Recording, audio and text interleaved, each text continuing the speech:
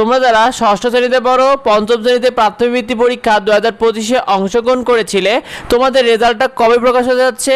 দেখো, তোমাদের রেজাল্ট তো অনেক দেরি হয়ে যাচ্ছে। বিশেষ করে প্রাথমিক বৃত্তি পরীক্ষার রেজাল্ট কেন দেরি হচ্ছে এটা নিয়ে তোমরা অনেকে কনফিউশনের মধ্যে রয়েছো।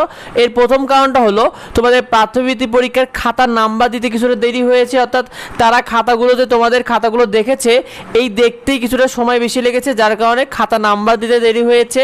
আবার সেই সাথে তোমাদের রেজাল্টটা তৈরি করতে তাদের কিছুটা সময় লাগছে, এই কারণে তোমাদের প্রাথমিক বৃত্তির রেজাল্ট 2025 দিতে দেরি হচ্ছে।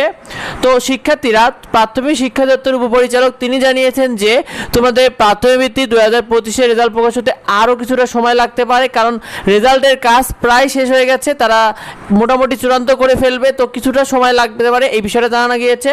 তবে তোমাদের প্রাথমিক বৃত্তি পরীক্ষার রেজাল্ট 2025 কত তারিখে দেবে?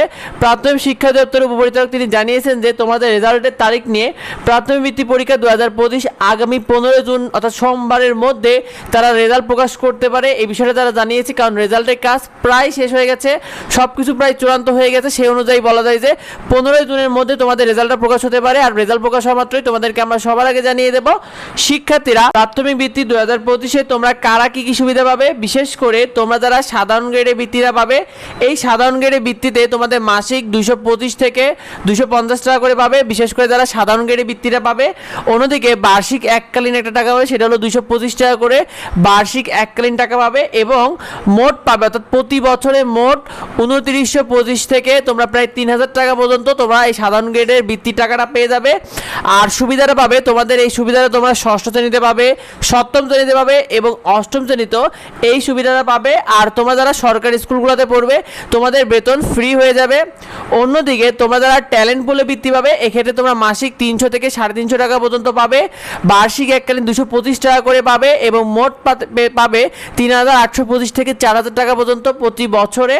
আর তোমাদের সুবিধাটা পাবে ষষ্ঠ থেকে অষ্টম শ্রেণী পর্যন্ত, অর্থাৎ ষষ্ঠ, সপ্তম এবং অষ্টম শ্রেণী পর্যন্ত। আর তোমরা যারা সরকারি স্কুলে পড়বে, তোমাদের বেতনটা ফ্রি হয়ে যাবে।